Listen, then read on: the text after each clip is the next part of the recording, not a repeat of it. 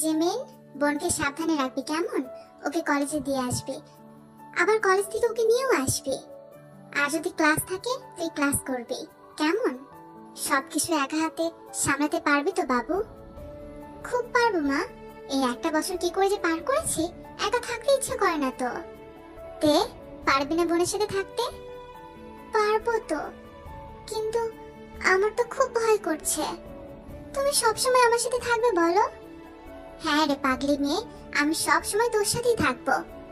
আমার ফ্রেন্ড আছে না, আয়ু, এক্সামের আগে না ওর সাথে দেখা হয়েছিল তোর, মনে আছে ওর কথা?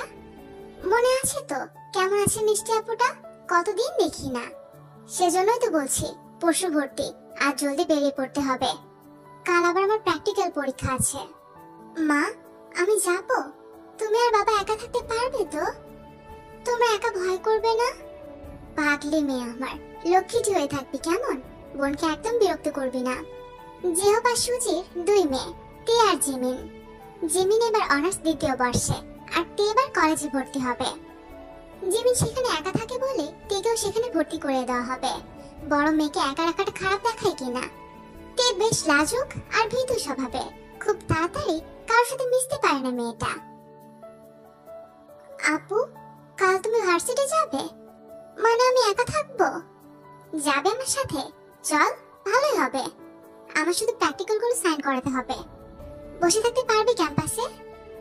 আমি একাই বসে থাকবো, কেউ বকলে? তে এখন কলেজে উঠেছিস, বড় হচ্ছিস তো সোনা, এত ভয় পেলে চলবে? কে কি বলবে তোকে?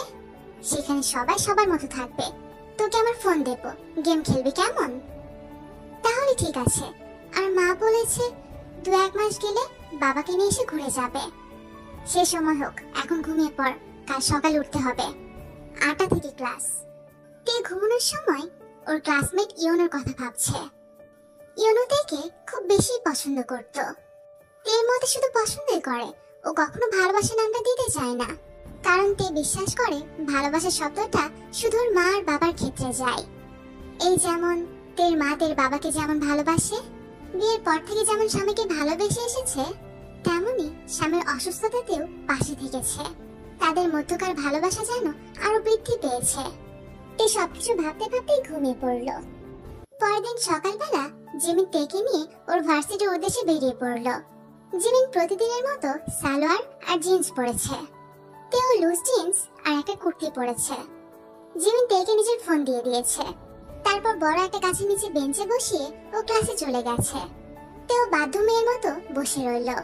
তে গেম খেলছিল বরাবরের মতো, কিন্তু হঠাৎ করে যেন কে যেন বারবার করে কল করছে। তে তাতে বিরক্ত হলো, কিন্তু না, ফোন থামার নামই নিচ্ছে না।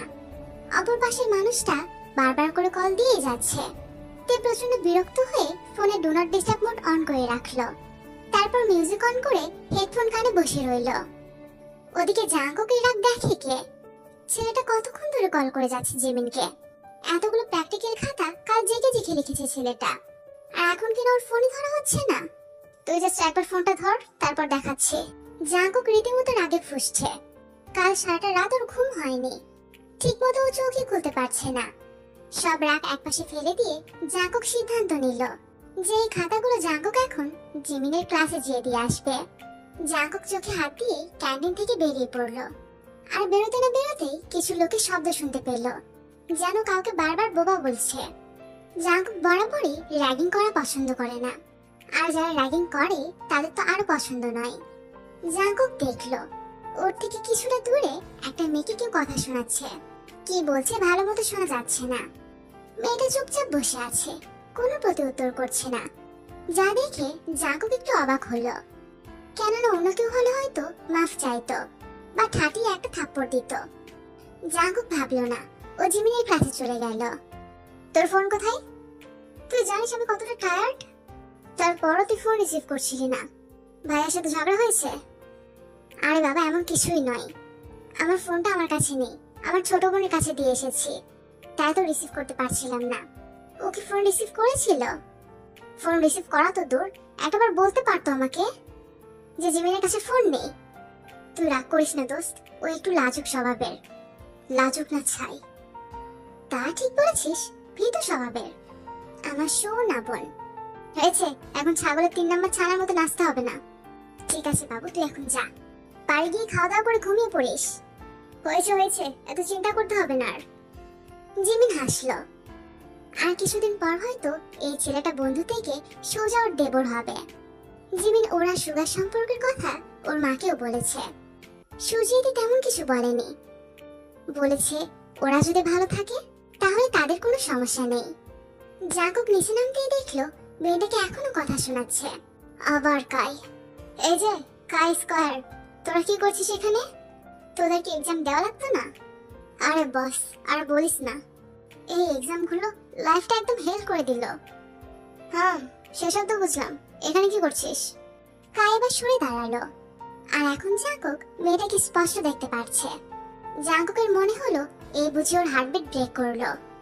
কি সুন্দর মায়াবী একটা মেয়ে, মনে হচ্ছে যেন সদ্য ফোটা পদ্ম ফুল, গালগুলো লাল হয়ে আছে।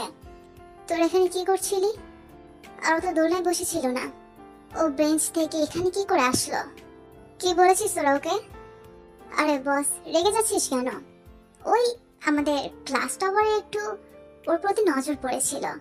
জাঙ্কুক এবার টপ করে বোগামের দিকে চাইলো। মানে কি সমস্যা তোর?